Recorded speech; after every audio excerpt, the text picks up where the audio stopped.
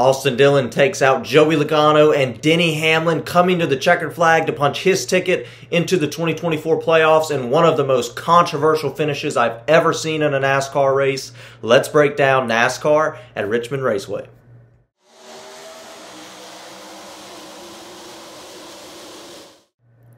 Hello everybody, welcome to Dirty Air. I'm your host Alex Lambert, and let's talk about NASCAR at Richmond and one of the most controversial race finishes that I have ever seen, involving three drivers, two of those getting wrecked, Austin Dillon getting the win. We'll break down everything that happened in the final lap and the final corner coming to the checkered flag in this Richmond race. We'll break down everything that happened, some of the key moments throughout the entire race. We'll look at that playoff grid and look at the results as well. I do want to start out by saying I'm not in my typical background. That's because I just got back from the Richmond race, so I got to see all the drama, all the action in person. I have some footage from the racetrack that I'll put at the end of the video. I usually put it at the beginning, but I think I could skip that and put that at the end of the video this time just because of how exceptionally controversial the finish was. I mean, one of the wildest finishes I've ever seen in person or in general, because this was something I've never seen before, and it's very controversial. A lot of people don't like this move. A lot of people have been backing the move up. You're talking about, should NASCAR get rid of this? Let's just break down what happened. So we're coming to the white flag. I mean, Austin Dillon is about to take the white flag, and then Ricky Stenhouse Jr.,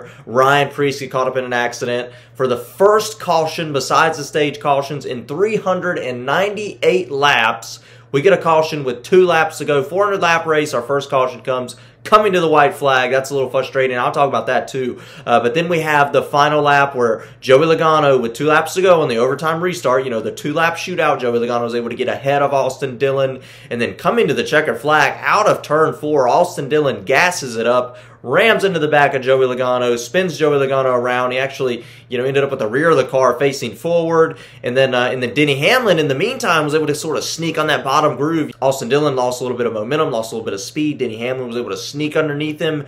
And then it looks like Austin Dillon just sort of right rear hooks Denny Hamlin into the wall, coming to that checkered flag. All this happening as the checkered flag is waving. Austin Dillon gets his first win of the season, his first win since Daytona, the summer Daytona race in 2022, which was at the end of that year that punched his ticket into the playoffs in 2022. He's punched his ticket into the playoffs in 2024 now, after being 32nd in points going into this race. So certainly from 32nd to now 13th on the playoff grid is certainly a big jump, a massive day for Austin Dillon. Joey Logano was furious after this. I mean, he goes down pit road. We were in the grandstand seeing this, sort of flying down pit road, passing all the race cars. There were some people walking down pit road, sort of, getting out of the way, maneuvering out of the way, people walking on both sides of the Joey Logano machine. A race official eventually gets in front of Logano's car and sort of stops him, and, talks him to getting out of the race car, talks him into getting out of the car, calming him down. Certainly, there could be some penalties coming there because of,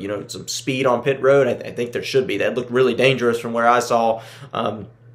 Doing a burnout essentially on pit road with people, walking on both sides of you, other cars going down. But Joey Logano was furious, attacked Austin Dillon in his interviews, told him that he was been a bad driver. I encourage you to check out that interview. I'll certainly put a link to an interview in the description so you can check that out if you haven't already seen it. But Joey Logano was very upset. Denny Hamlin said in his post-race interview with a few reporters, I believe it was Bob Pockrass, after talking with NASCAR, he said if this sport wants to be taken serious, we can't let that happen. I do understand where he's coming from, but here's my opinion on the whole take. I mean, I broke down the whole story, and I understand where Dillon's coming from, because it's really frustrating coming to the white flag, and then you have the caution. The move on Joey Logano, it was not a clean move. It was a dirty move, and I'll let fans argue with that. I don't want to really put in my opinion on whether I think that was an okay move, because it was certainly very aggressive. There's no shot he was going to make the corner. Joey Logano wasn't going to make the corner at a few racetracks. Go back to Darlington in 2022 against William Byron. I know it was a different situation, but I'm not going to pinpoint that one as one that I really didn't like. The moment that I hated for Austin Dillon in this race was when he right rear hooks Denny Hamlin into the outside fence. That, to me, takes no talent. From what I see, I mean, anybody can do that, right? I mean, anybody can right rear hook from I don't know if the audio is correct, but from what I heard, the spotter was telling him to wreck him. I don't know if Dillon had time to react like that. I think it was a natural reaction to turn down into the 11 car. But that's really the moment when he turns down into the 11 that I think this has become a dirty move and a bad look for Austin Dillon and the 3 team. I'm an RCR fan. I'm wearing an RCR Kyle Busch shirt. I like Austin Dillon. I wanted Austin Dillon to win this race, but I just hate the way it happened. And what makes it even worse for me and Austin Dillon is that he was going to win this race if it wasn't for the caution. That brings me into my next topic, which is overtime finishes, because I've been cruel on overtimes in the past. I'm not a big fan of the multiple overtime attempts, but every race I've been to this season has had an overtime finish. That would be Martinsville, Nashville with the 5, and then the one tonight in Richmond. Both Richmond races had overtimes. A lot of overtimes this season. I'm not a big fan of overtimes. I like them when they happen. I think Dale Jr. said it a few. Cake is good, but too much cake makes you sick. And with the overtimes, there's way too many. I don't understand how we go 398 laps clean, and then on the 399th lap, coming to the white flag, we get a caution. So, I mean, obviously it was a wreck you had to throw a caution for, but it's just frustrating. That seems to be a common theme right now in 2024, and a lot of that happened in 2023 as well. So just wanted to throw that out there as well. That makes everything worse, right? You don't have that overtime restart. You don't have this drama, and you don't have the controversy, which the controversy is good, momentarily. But in the end, just really hurt Austin Dillon's look. I mean, this was going to be the first time ever that I think Austin Dillon had a dominant race. He was the fastest car in practice, qualified in the top 10, looked really good all day. Looked like to be the fastest car all weekend. He was going to get a legitimate win. I think I made a post on Twitter. This is going to be the first time really Dillon has won on a non-plate track at a legitimate win that you can't say he didn't legitimately get. There's no argument he didn't legitimately get this win.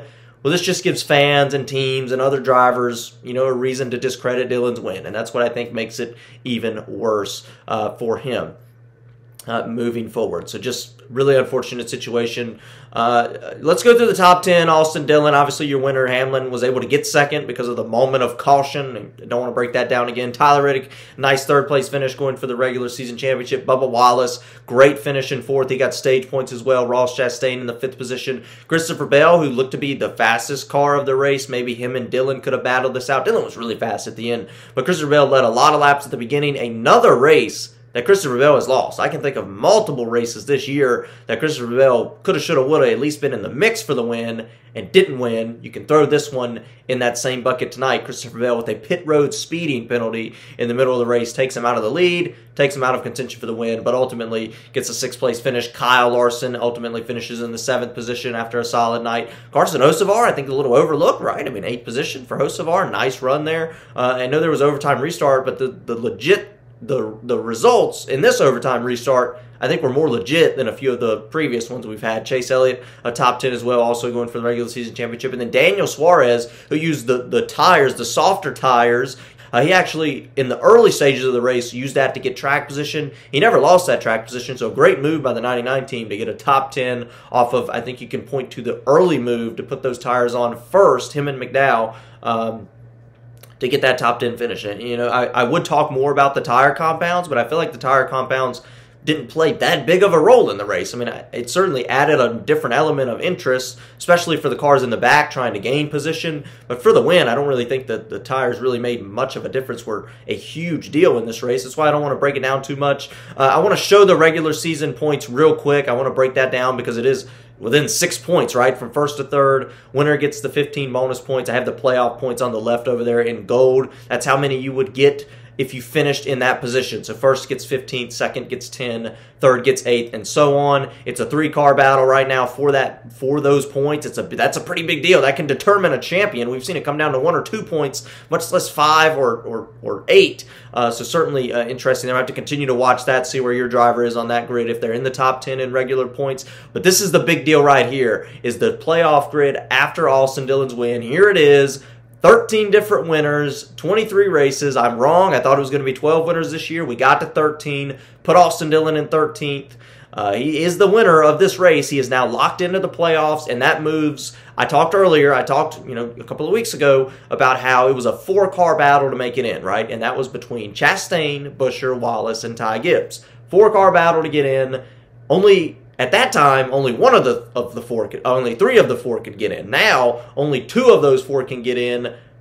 at least, right? I mean, that's the maximum. 2 of those 4 can get in. If they don't get a win, I'm still going to say Truex is safe. I know if we get 3 new winners, that would knock him out. But I'm going to call Truex Jr. safe in the 2024 playoffs, even though it's not mathematically in. I don't see 3 new winners in the next 3 races that are all below the cut line without being Truex. So I don't see that being a scenario. But once again, the battle needs to be out of these 4 drivers, Gibbs, Wallace, Buescher, Chastain, to be 15th on the grid, because Michigan next week could produce a surprise winner with the high speeds, 2-mile racetrack, a track we don't go to, a non-typical racetrack, could produce another winner. Daytona, how many times have we seen that produce a new winner? Austin Dillon won there a couple of years ago, right?